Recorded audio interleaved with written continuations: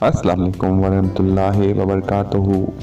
आप सबको जस्तजू चैनल में खुश आमदीद। लॉ ऑफ अट्रैक्शन क्या वाकई वजूद रखता है? क्या वाकई सिर्फ सोच की ताकत से आप अपनी ज़िंदगी बदल सकते हैं? ये कानून कहता है कि मस्बत ख्यालात मस्बत चीज़ें लाते हैं और मनफी ख्यालात मनफी। अगर हम उन चीज़ों के बारे में सोचें जो हम चाहते हैं तो हम उन्हें हासिल कर लेंगे। 1877 में पहली बार हेलेना वॉट्सकी ने लॉ ऑफ अट्रैक्शन का लफ्ज़ अपनी किताब में इस्तेमाल किया, मगर 19वीं सदी के अवाइल के पाइनास कोएम्बी को लॉ ऑफ अट्रैक्शन का बानी समझा जाता है। लॉ ऑफ अट्रैक्शन को मकबूलियत तब मिली जब 2006 में रोंडा बायरन ने दी सीक्रेट नामी फिल्म रिलीज़ की और 2007 में उस उन्वान से एक किताब शाया की जिसका तर्जुमा 50 से ज़्यादा ज़ुबानों में किया गया और उसकी 30 मिलियन से ज़्यादा कॉपियाँ फ़रोख्त हुईं। मौजूदा दौर के मुहक्किकीन की तरफ से उसे सूडो साइंस कहा जाता है।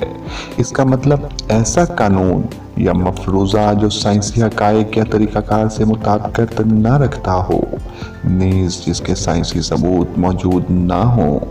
ये बिल्कुल ऐसी ही बात है जैसे आप हथौड़ी की मदद से लकड़ी चीरने की कोशिश करें।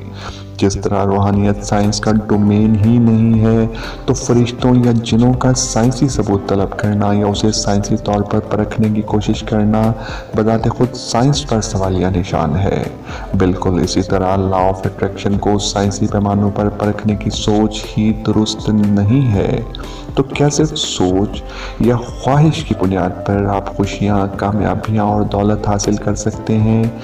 इसका सादा सा जवाब है बिल्कुल नहीं, क्योंकि ये भी कानून कुदरत और कानून फितरत है कि हर बात, हर काम का नतीजा अमल से मशरूत है। खुद ब खुद का कायनात में कोई वजूद नहीं।